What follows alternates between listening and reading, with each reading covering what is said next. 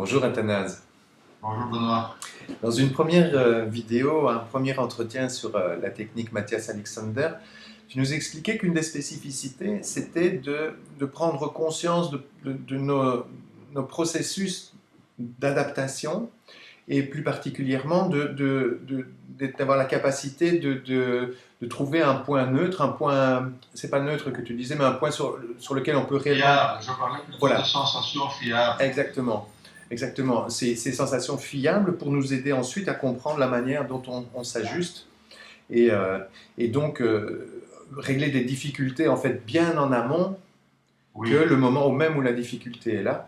Parce que là, on part sur des pistes qui sont pas correctes. Oui. Alors, j'aurais voulu aujourd'hui que tu nous expliques un peu concrètement comment se passe le travail en technique Alexander. Ben, concrètement, l'approche est en réalité très très simple. Nous commençons par des mouvements très simples parce que nous pensons que dans les mouvements habituels, ceux que nous faisons tout le temps, se nichent aussi les habitudes et en fait, en travaillant à partir de mouvements très simples qui n'ont pas de conséquences. Le mouvement de base que nous utilisons en technique Alexander est le fait de s'asseoir et de se lever. Donc nous commençons par là. Donc moi, quand quelqu'un vient chez moi, je mets la personne sur une chaise ou debout devant la chaise et c'est à partir de là que nous allons commencer le travail. Donc je vais poser les mains sur la personne, je vais garder les mains sur elle en mouvement, je vais lui donner des instructions de mouvement. Il y a bien sûr certaines conditions à créer, parce que ce mouvement, bien sûr, devient quelque chose d'expérimental, donc maintenant une situation réelle. Et finalement, la personne va découvrir que ce mouvement qu'elle fait tout le temps, en fait, recèle des tensions, recèle toutes sortes de choses qui lui échappaient. Et donc, c'est ça, c'est mon but. Mon but est de lui faire réaliser, en fait, qu'elle n'est pas consciente de la manière dont elle initie le mouvement et aussi de la manière dont elle perd le contact avec l'un pendant le mouvement. Et donc, je l'aide à en prendre conscience. C'est ça. Et prendre conscience, tu parlais dans la première vidéo de notre rapport à la gravité et la manière dont on s'ajuste. C'est ça dont tu fais prendre conscience? Voilà. Et le mouvement, justement, de s'asseoir, de se lever par lequel nous commençons, implique justement de se lever et de s'asseoir. Donc, le corps est là dans un... Quand on s'assoit, on pourrait dire que le corps se laisse aller, en fait. Tandis que lorsqu'il se met debout, souvent, on a la sensation qu'on doit faire un effort. Voilà. Et on découvre, en fait, que le mouvement n'a rien à voir avec ce qu'on croit. Voilà. Petit à petit, on arrive à initier, à rester dans un mouvement qui est vraiment beaucoup plus libre. Et ça, c'est dans un premier temps. Et lorsqu'on est familier et qu'on est capable, en fait, de faire ce mouvement simple, de rester dans un bon rapport avec soi, on peut alors passer à des choses plus complexes selon la demande de la personne.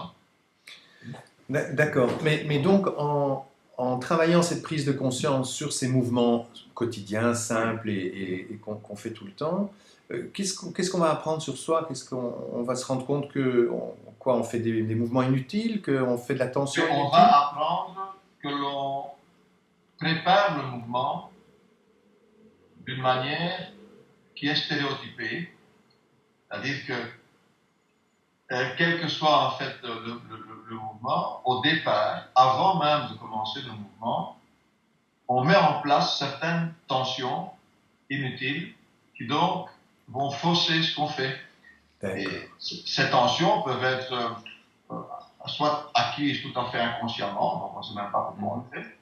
Elles peuvent être même très souvent acquises consciemment, c'est-à-dire qu'on a suivi des instructions qui nous ont été données par des personnes, soit de mauvaises instructions, soit des instructions mal comprises.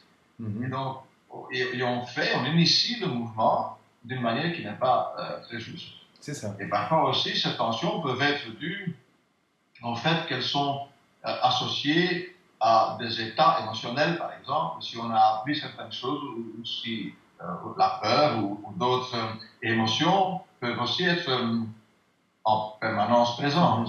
Donc on va découvrir en fait qu'il y a des choses qui se mettent en place. Voilà, on ne sait pas très bien pourquoi au départ, et puis au fur et à mesure, ça devient plus clair pour la personne, parce que le travail, je dirais, principal, c'est le travail que la personne fait en dehors des séances. Bien sûr, bien sûr. Et oui. Donc en fait, c'est apprendre à, ou en tout cas l'objectif est de se débarrasser de tensions parasites qui n'ont rien à Oui. faire dans le mouvement qu'on veut initier. Ben, oui, parce que lorsqu'on bouge physiologiquement, nous sommes censés bouger et réagir selon la manière dont on est conçu. Et malheureusement, comme nous avons la possibilité, il y a une dimension volontaire dans le comportement humain, et donc on peut facilement ajouter des choses inutiles qui vont rester, qui vont s'incruster et qui ne sont pas nécessaires. D'accord. Et dont on n'a plus conscience. Ok. Donc ici, on parlait de mouvement. Alors si tu veux bien, dans une vidéo suivante, un sujet qui m'intéressera particulièrement, c'est la technique Mathias Alexander par rapport aux émotions, justement, à la gestion des émotions. Donc si tu voulais, on fera une vidéo là-dessus, si tu veux bien. D'accord. Merci beaucoup, Athanase. Merci, Benoît.